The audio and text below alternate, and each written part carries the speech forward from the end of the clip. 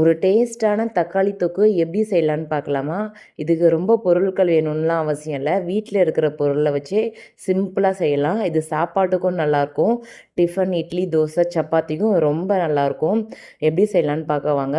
ஒரு கடாய அடுப்புல வச்சுட்டு, அதில எண்ணெய் ஊத்தி, எண்ணெய் நல்லா காஞ்சதும் கடுகு போட்டு, கடுகு நல்லா பொரிஞ்சதும் கருவேப்பிலை போடணும். கருவேப்பிலை போட்டதும் 2 பெரிய வெங்காயத்தை நல்லா பொடிசா நறுக்கி எடுத்து வச்சுக்கோங்க. அந்த வெங்காயத்தையும் அதில் நல்லா போட்டு நல்லா வதக்குங்க.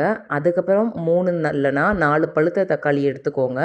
அந்த தக்காளியை நல்லா உப்பு போட்டு நல்லா ஸ்மாஷ் பண்ணி வச்சுக்கோங்க. அப்போ தான் அந்த தக்காளியோட சாரெல்லாம் அதில் நல்லா இறங்கி நல்லா ஜூஸியாக இருக்கும் தக்காளி தொக்கு. வெங்காயம் நல்லா வதங்கணும்.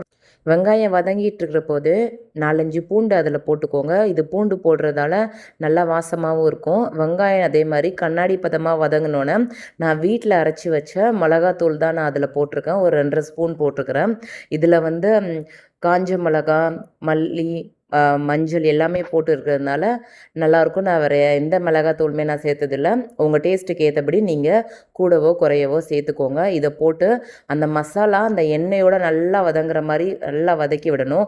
அதுக்கப்புறம் நம்ம உப்பு போட்டு தக்காளியை ஸ்மாஷ் பண்ணி வச்சுருக்கோம்ல, அந்த தக்காளியை அந்த இதோடு போட்டு அதை நல்லா வதக்கி விடணும். அந்த தக்காளி, வெங்காயம், மசாலா 3மே நல்லா சேர்கிற மாதிரி நல்லா விடாமல் வதக்கி விட்டுட்டே இருக்கணும். நல்லா வதக்கி விடணும். நீங்கள் பார்த்துட்ருக்கிறப்பே தெரியும், நல்லா எண்ணெய் அழகாக பிரிஞ்சு வந்திருக்குது. இந்த ஸ்டேஜில் கரண்டியை வச்சு நல்லா அதை வதக்கி விட்டுட்டே இருக்கணும். வதக்கி விட்டுட்டு நல்லா மூடி போட்டு 1 நிமிஷம் 2 நிமிஷத்துக்கு அப்புறம் அதை எடுத்து பார்த்து நல்லா வதக்கி விட்டிங்கன்னா நல்லா வதங்கியிருக்கும். எண்ணெய் பிரிஞ்சு தக்காளியெல்லாம் நல்லா ஸ்மாஷ் ஆகி நல்லா சூப்பராக ரெடியாக இருக்கும். இந்த ஃபைனல் ஸ்டேஜாக அதில் கொத்தமல்லி நல்லா தூவி விட்டு ஒரு கிளறி விட்டிங்கன்னா சூப்பரான தக்காளி தொக்கு ரெடி. இந்த தக்காளி தொக்குக்கு காம்பினேஷன் எப்போவுமே அவிச்ச முட்டை தான். நான் எப்போவுமே முட்டையை தனியாக அவிச்சு எடுத்து வச்சுருப்பேன்.